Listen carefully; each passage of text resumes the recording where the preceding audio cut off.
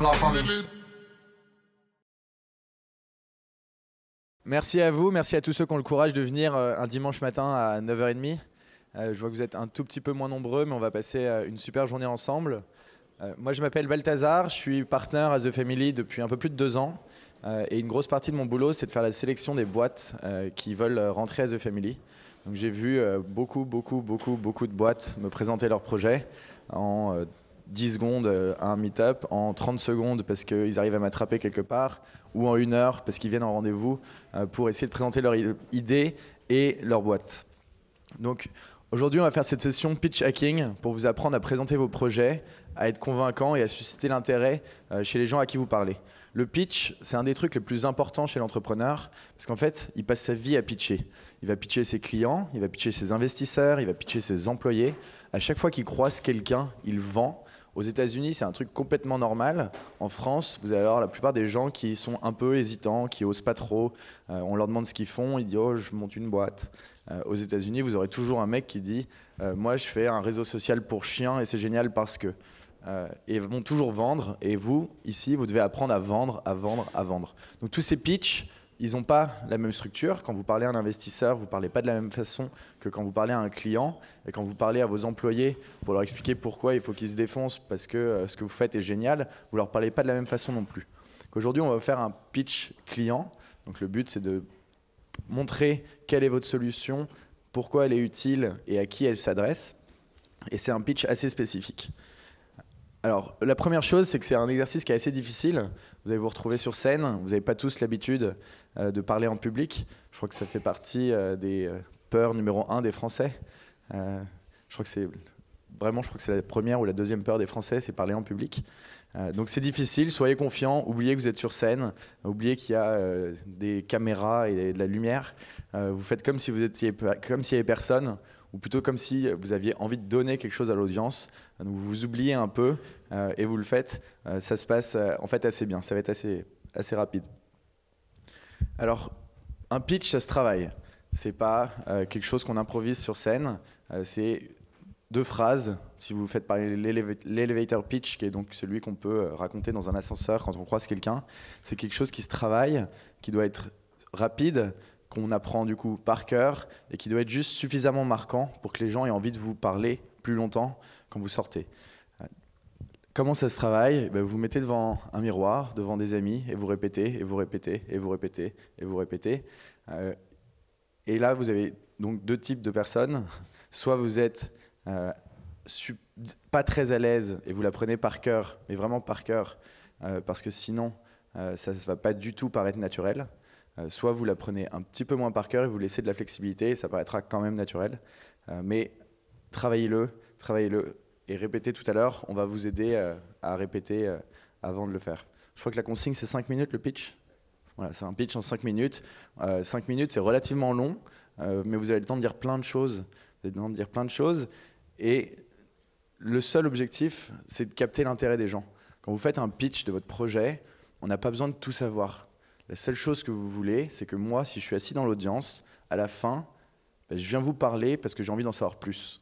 Et c'est le seul but. On n'a pas besoin de savoir que vous avez telle ou telle solution ou que votre segment client il est réparti en 18 tranches ou tous ces trucs techniques. Vous n'en avez pas besoin. Vous n'avez pas besoin non plus de raconter forcément quelle est la taille du marché que vous attaquez, comment il est structuré. Vous avez juste besoin que les gens soient intéressés et qu'à la fin de votre pitch, tout le monde ait envie soit de venir vous parler pour en savoir plus, soit d'utiliser votre produit, soit de le recommander à quelqu'un. Donc là, on va faire un pitch client. Donc le but, c'est de captiver l'intérêt, captiver l'audience pour qu'elle ait envie d'utiliser votre produit.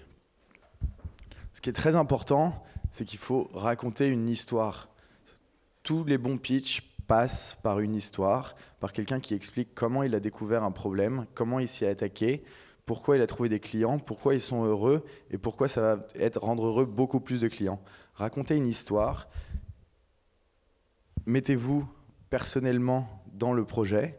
Pourquoi est-ce que vous avez découvert ce problème? Pourquoi est-ce que vous allez réussir à trouver une solution? Et pourquoi est-ce que vous et votre équipe, vous allez réussir à continuer? C'est vraiment À chaque fois, on donne des consignes. Donc, on dit il faut mettre équipe, marché, produit, démo, etc. Et à chaque fois, ça fait des pitchs complètement déstructurés. Enfin, pas déstructurés, ils ont une structure avec marqué problème, solution, équipe, marché. Et aucune transition entre les slides, avec des gens qui regardent leurs slides comme ça parce qu'ils ne se souviennent pas exactement de combien de millions de personnes il y a dans leur marché. Raconter une histoire et ensuite, on structure. Évidemment, ça va reprendre tous les points qui vont être équipe, marché, produit. Problème, mais pas forcément dans le même ordre. Donc ce qu'on veut dans le pitch, on vous donnera tout ça un par un après. Donc la première chose, c'est une accroche. Si vous commencez et que vous me parlez d'un problème pendant 3 minutes, parce que la deuxième chose dont on va parler, c'est le problème, moi je suis assis en face et je me demande pourquoi est-ce qu'il me parle de ce problème, comment est-ce qu'il va le résoudre. Donc vous allez dire, je vais prendre un exemple, genre, si on dit que la communication entre les gens est difficile quand ils sont à l'étranger, et que je vous parle de ça, vous êtes il va faire Skype, il va faire WhatsApp, il y a plein de possibilités. Donc si vous commencez par, nous, on est une appli de messaging gratuite pour des gens qui habitent à l'étranger, ensuite vous pouvez évoquer tous les problèmes. À chaque fois que j'évoque un bout du problème, vous allez relier avec la solution. Donc vous commencez toujours par, ma boîte c'est ça, et on fait ça en 2 phrases. 1 phrase, 2 phrases maximum. Donc nous, à The Family, on est actionnaire minoritaire de long terme dans des startups et on leur apporte de l'éducation, des privilèges et du capital. Et vous savez rien de ce qu'on fait avec ça, mais au moins vous pouvez remettre tous les problèmes que je pourrais évoquer si on explique pourquoi le marché des startups est compliqué à ce qu'on fait et à la fin vous avez envie de nous parler. Donc vous commencez tous par une approche et ensuite vous pouvez passer au problème que vous êtes en train de résoudre. Et là, il faut vous expliquer pourquoi vous avez ce problème. Donc, problème, solution, équipe, secret sauce, c'est pourquoi vous êtes spécial, et une démo. Donc, on fera toujours une démo. J'ai oublié que j'avais fait d'autres slides, donc je ne vais pas faire les uns après les autres. Donc voilà, l'accroche, c'est ce que je vous dis. Donc, c'est juste une phrase qui permet de dire ce que vous faites et qui permet de capter l'attention de tout le monde. Donc, vous la faites suffisamment marquante et suffisamment simple. Il y a une façon qui est à peu près qui marche à peu près pour voir si c'est cohérent comme phrase, c'est de l'envoyer par email à quelqu'un que vous connaissez et dont vous pensez qu'il est un minimum intelligent, et de lui demander d'expliquer ce que vous faites avec d'autres mots. Et si ça ne tient pas en 2 phrases, c'est quand vous devez le changer, et celui-là, il s'apprend par cœur. Donc, la deuxième, le point le plus important, c'est le problème. Donc, dans le monde des startups, ce qu'on dit, c'est que les gens ils partent d'un problème et ils ont tellement envie de le résoudre. Enfin, ils cherchent une solution à ce problème, elle n'existe pas, ils trouvent que le problème est tellement important qu'ils vont eux-mêmes décider de créer la boîte pour résoudre ce problème. Et c'est ça qui drive des entrepreneurs. Évidemment, ensuite, il y a plein d'autres raisons possibles, mais au départ, c'est l'impossibilité de vivre dans ce monde avec un problème. Et donc vous devez expliquer pourquoi vous avez découvert, comment vous avez découvert ce problème, et ça peut être une histoire personnelle d'un voyage je ne sais où vous avez découvert quelque chose, ou ça peut être une expérience professionnelle où vous voulez réaliser un projet et vous réalisez que, je sais pas si, je crois qu'il y a quelqu'un qui fait quelque chose sur l'approvisionnement en tissu, je suis pas sûr. Bref, vous pouvez découvrir ce genre de choses, mais expliquez-le personnellement pourquoi vous avez trouvé ce problème. Et ensuite, il faut expliquer pourquoi ce problème il est important. Pourquoi vous n'êtes pas le seul à avoir ce problème. Parce que tous les entrepreneurs qui me disent et au pire, si ça ne marche pas, c'est pas grave, parce que ça aurait résolu un problème pour moi. En général, je me dis que ça ne va pas marcher du tout et que le problème ne sera même pas résolu pour eux, quoi. Donc expliquez comment vous l'avez trouvé, pourquoi il est important et pourquoi c'est important pour beaucoup de gens. Une fois que vous avez bien pu expliquer le problème, vous pouvez expliquer pourquoi vous êtes capable de répondre à ce problème et y répondre de façon simple. Donc ça, c'est l'expression de votre proposition de valeur. Je crois qu'ils vous en ont pas mal parlé hier soir déjà quand vous aviez vos landing pages. C'est expliquer pourquoi vous avez le bon produit pour répondre aux problèmes auxquels vous étiez confronté au départ. C'est évidemment le point le plus important de la startup, parce que c'est ce que vous faites, c'est ce que vous avez réalisé jusque-là, et c'est ça que vous allez pouvoir montrer ensuite dans la démo. Ensuite, on veut savoir qui vous êtes. On veut savoir pourquoi. Donc, vous l'avez un peu exprimé dans l'expression du problème en disant voilà, j'ai fait ceci, cela, et c'est comme ça que je suis arrivé à ce problème. Ensuite, vous devez expliquer avec qui vous êtes associé pour arriver à la bonne solution. Donc une équipe, c'est pas forcément 4 diplômes et je ne sais quoi, c'est surtout ce que vous avez déjà réussi à faire pour ce projet et ce que vous allez faire ensuite dans le projet. Donc vous allez avoir un technicien, pas forcément d'ailleurs, un CEO, quelqu'un qui fait de la market, et la façon de le faire, donc on voit plein de gens qui mettent plein d'infos sur eux avec j'ai déjà travaillé chez un tel. Les bons, ils marquent j'ai réussi à coder le produit en 3 mois. L'autre, il a réussi à vendre à 50 clients en 3 mois. Et c'est ça qui est impressionnant, c'est ce que vous avez fait sur le projet. Oussama, vous ne l'avez pas vu, je crois. Il adore dire qu'on juge les gens par ce qu'ils font et par ce qu'ils sont. Et là, c'est la même chose. Donc, exprimer ce qui fait que vous êtes différent et ce que vous avez déjà réussi à faire. Et ça peut être la connaissance de l'industrie, ça peut être les clients que vous avez déjà trouvés en 2 jours. Ensuite, à chaque fois, ça ne veut pas dire que vous faites une slide pour chacun. Vous pouvez moduler un peu. On veut savoir pourquoi vous êtes vraiment spéciaux et pourquoi vous avez compris quelque chose que les autres n'ont pas compris. Parce que la plupart des problèmes, enfin on dit que les idées sont dans l'air, la plupart des problèmes, vous n'êtes pas les seuls à les confronter. Sinon, ce serait probablement un mauvais problème. Mais vous devez avoir montré que vous avez compris quelque chose que les autres n'ont pas compris, quelque chose de super spécial qui est en fait votre secret. Et le secret, c'est la chose qu'on ne dévoile pas tout le temps, mais vous devez montrer que vous avez compris quelque chose. Et il y a des secrets qui sont des secrets de produits, et après il y a des secrets business que vous ne dévoilerez jamais, en tout cas pas devant des audiences comme ça. Mais ça, c'est une slide super importante. Ça peut être la façon dont vous sourcez, vous trouvez, la façon dont nous, par exemple, ça va être la radicalité avec laquelle on essaie de construire une culture commune pour nos entrepreneurs. Ça, c'est quelque chose sur lequel on ne fera jamais de compromis, et c'est une de nos valeurs. Ça peut être l'attention qu'on a, donc le care, pour les gens qui viennent ici. Ça paraît simple quand on vient maintenant, mais c'est une guerre tous les jours, quoi. C'est-à-dire que quand quelqu'un est assis en bas et que quelqu'un rentre, enfin un de nous est assis en bas, travaille, quelqu'un rentre, on lui dit pas bonjour, Alice, elle nous défonce. Et ça, c'est un travail de tous les jours. Et ça fait en fait un truc super spécial de The Family, c'est quand les gens viennent ici, ils ont l'impression qu'on les reçoit bien. Vous aurez toujours des fruits dans une corbeille, vous aurez toujours de l'eau, vous aurez toujours du café, vous aurez toujours quelqu'un qui vous dit bonjour. Et ça, c'est des choses hyper spéciales pour notre business, parce qu'on a un business de communauté, on a un business d'entrepreneurs qui partagent les mêmes valeurs. Dans vos projets, trouvez ce qui est hyper important et exprimez-le. Et le plus important, c'est la démo. C'est ça qui va pouvoir convaincre des audiences. Une démo, ça ne veut pas forcément dire que vous avez un coursier qui arrive avec une bouteille de champagne alors que vous l'avez commandé sur l'app 2 minutes avant. Ça peut être un truc beaucoup plus simple. Si vous n'avez pas le produit encore, soit vous le fakez, vous faites une vidéo, soit vous expliquez un parcours client. Vous prenez l'exemple de quelqu'un qui arrive sur votre service et qui déroule les étapes. Et donc évidemment, ça n'existe pas complètement, mais au moins les gens comprennent ce que ça apporte à un de vos utilisateurs. Et donc il faut toujours en faire une. Et en faire une, c'est pas juste dérouler son site web, parce que dérouler je veux dire la landing page en disant donc là on a mis une partie équipe, là on a mis une partie produit, et là il y a un bouton pour pouvoir s'inscrire. Parce que ça, au fond, il suffit qu'on aille sur votre site internet et on va le trouver, quoi. Par contre, si vous n'avez pas, j'imagine pour la plupart, vous n'aurez pas les 50 étapes de ce qui se passe pour vos clients. Vous pouvez à l'oral expliquer ce que ça va être, ou faire une fausse vidéo d'un client qui est super content parce que tout se passe bien. Une vidéo, ça prend un peu plus de temps à faire que ce que vous pourrez probablement faire aujourd'hui, mais même en 3 slides de ce qui se passerait pour vous. Donc c'est ça qu'on veut. On veut soit une démo live, il y en a certains qui peuvent le faire. Donc Serge Allen, qui est partenaire ici, avait créé une boîte qui s'appelle Toc Toc Toc. C'est pour ça que je prenais l'exemple tout à l'heure.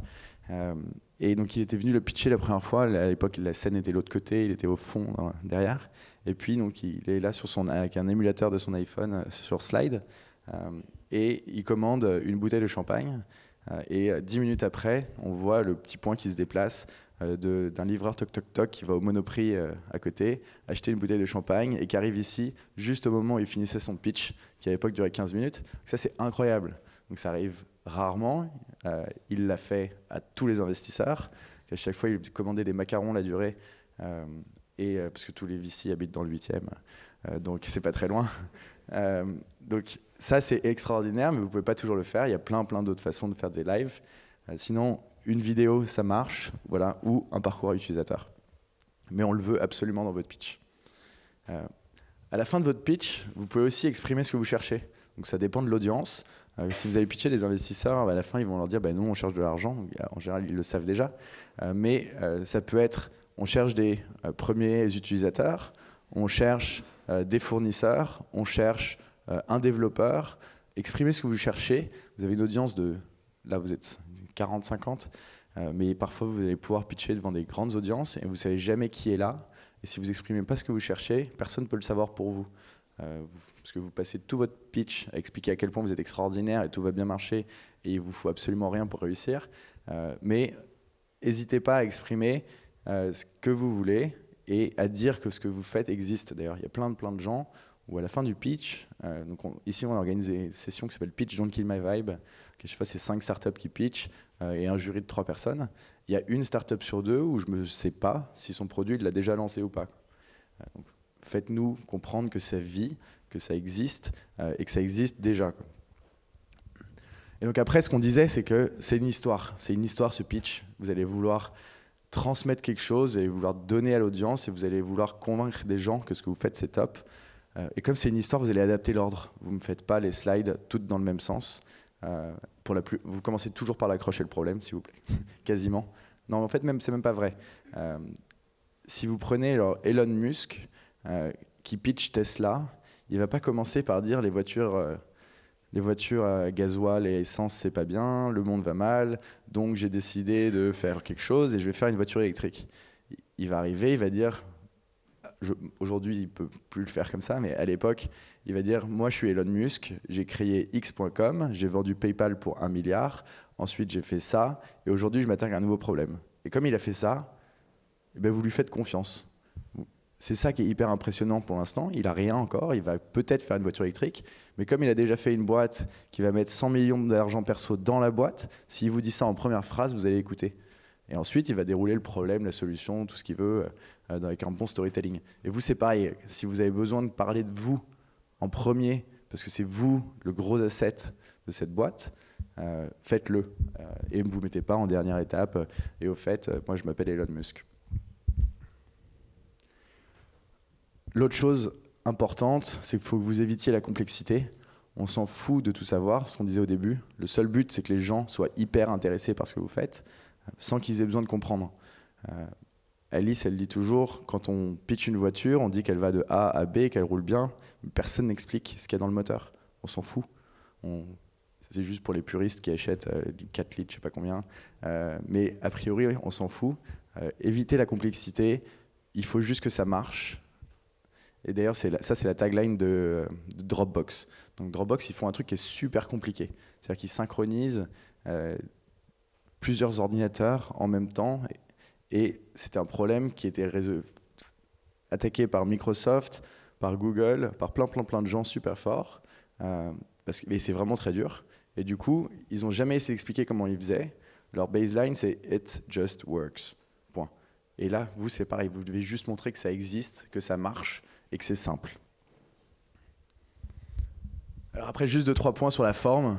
Donc vous avez vu, ici, nous, on utilise des slides hyper colorés, pas beaucoup de texte, on pourrait en mettre plus. Mais gardez ça concis. On veut des belles images si vous en avez.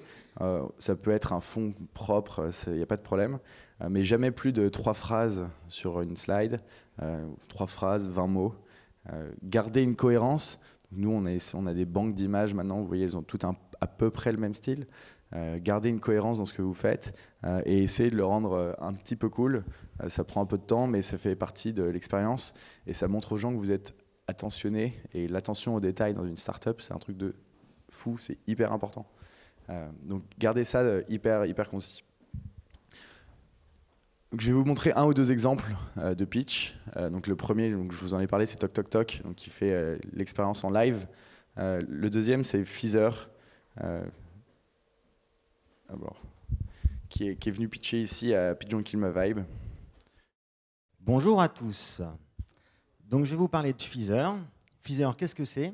C'est une web application qui permet d'envoyer depuis son smartphone, une tablette ou un ordinateur, une véritable carte postale personnalisée avec sa propre image. Comment on a eu cette idée? Il y a 6 mois, voyage au sport d'hiver, il faisait moins 7 degrés, mais il fallait quand même envoyer des cartes postales.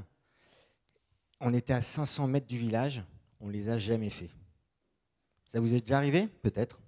En tout cas, on a vu qu'il y avait une opportunité. On s'est dit, putain, la honte, on n'a même pas envoyé une carte postale. On a fait plein de belles photos avec nos smartphones. Il y a peut-être moyen de faire quelque chose, de les envoyer depuis son mobile.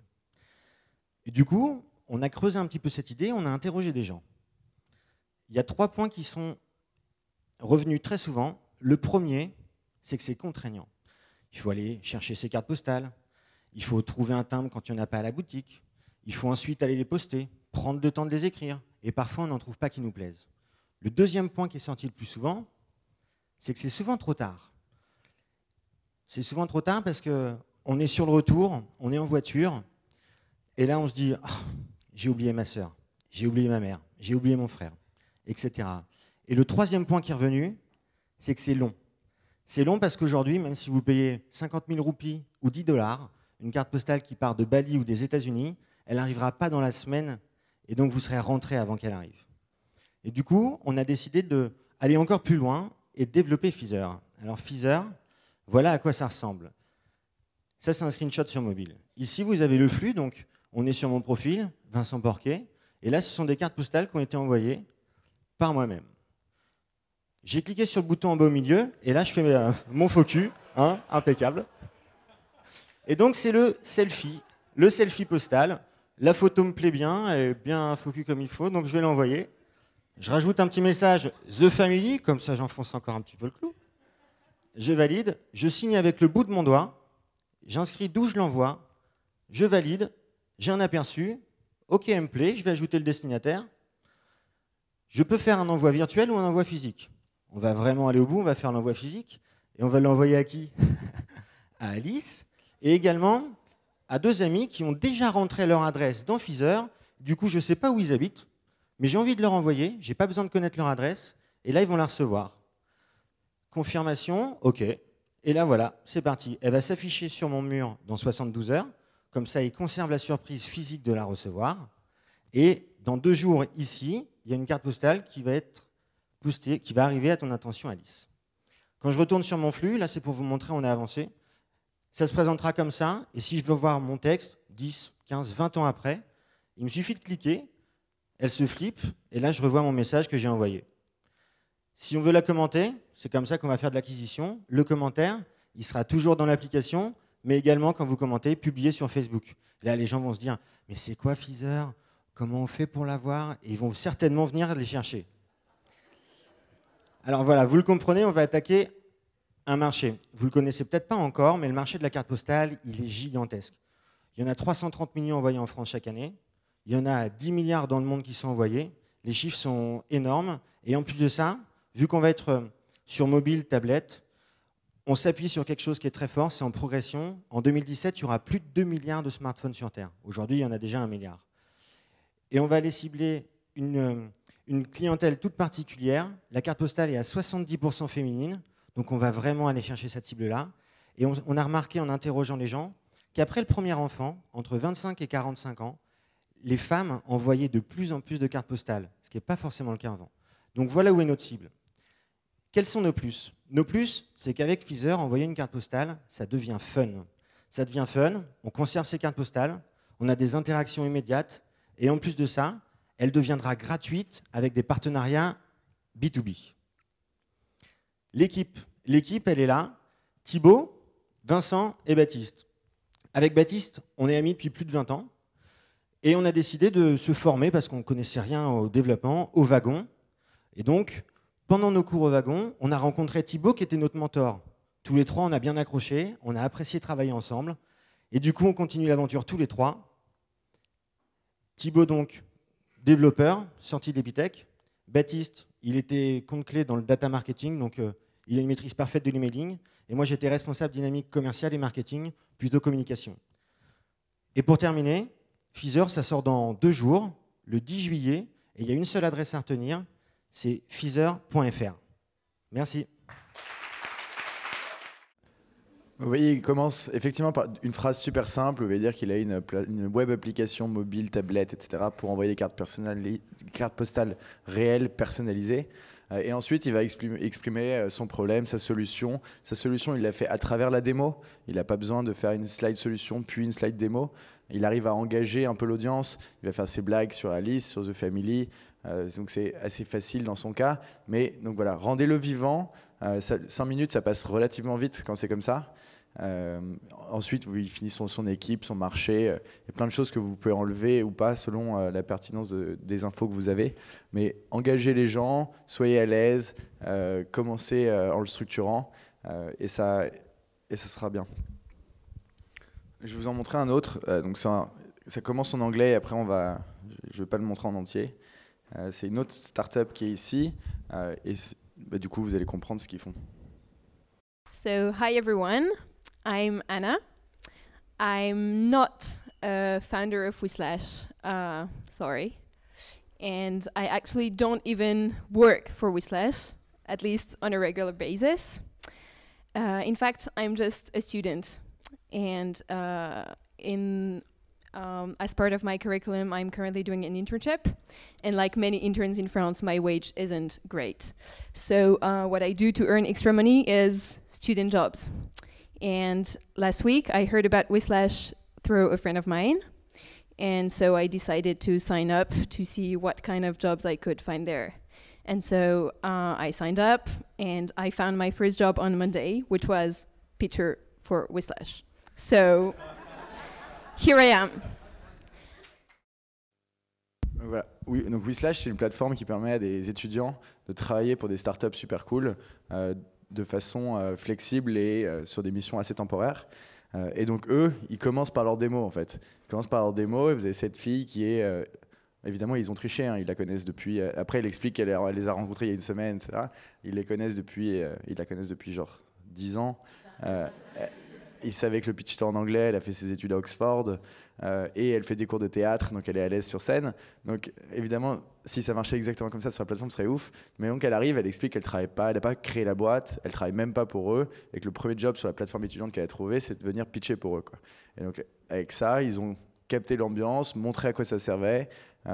Elle ensuite derrière, elle va exprimer pourquoi elle trouve ça génial Whislash, parce que tout est super simple. D'ailleurs, ça s'appelle Side maintenant, si vous voulez travailler pour des startups super cool. Donc elle va expliquer pourquoi c'est génial et à la fin, elle repasse la main au fondateur qui lui vient juste expliquer l'équipe, le marché et la vision en 2 minutes. Mais donc le gros du pitch c'est elle et donc elle c'est même la démo, quoi.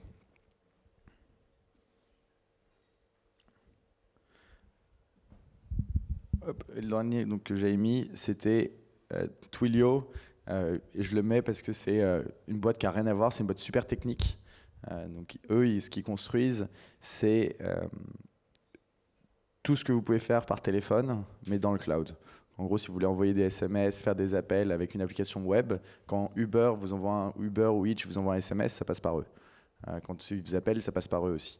Et donc, c'est un truc assez compliqué à construire au début. Et un de leurs investisseurs, donc aujourd'hui, ils sont rentrés en bourse, ça marche super bien, dit que c'est le meilleur pitch en early stage, enfin au tout départ, qu'il ait jamais vu, où il a l'entrepreneur qui arrive dans la salle, qui sort son ordinateur, qui rentre 5 lignes de code, qui lui dit voilà, maintenant tu as un numéro de téléphone, vous pouvez tous l'appeler autour de la table, tous les gens autour de la table appellent, et ils sont tous sur le même conf call, et ensuite il leur remet 2 lignes de code, il dit voilà, sur l'écran il y a tous leurs numéros qui s'affichent, et il leur dit, voilà, il réécrit 3 lignes et il dit, et maintenant je vais vous envoyer un SMS pour vous remercier d'être venu sur ce conf call. Ils reçoivent tous un SMS avec le lien vers le site pour pouvoir s'inscrire. Et donc le mec dit, ok, voilà, en 5 minutes, le mec m'a prouvé qu'il avait reconstruit une infrastructure téléphonique et que ça marchait. Ça c'est extraordinaire si vous pouvez faire des pitchs qui ressemblent à ça. En l'occurrence, il y a peu de produits qui s'y apportent. Mais donc, ce que je veux que vous reteniez, c'est la démo, vous pouvez la rendre vivante, vous pouvez la rendre cool. Vous n'avez pas tous le matériel pour le faire, mais donc exprimez un parcours client, racontez une histoire, faites-nous rêver. Le seul but, c'est qu'à la fin, vous avez tous envie, soit vous dites putain, lui, il va vraiment réussir, soit vous avez envie de venir le voir en lui disant j'ai envie d'en savoir plus, comment tu vas faire ça, et c'est après que vous expliquerez. Le pitch, c'est juste de capter l'attention. Merci.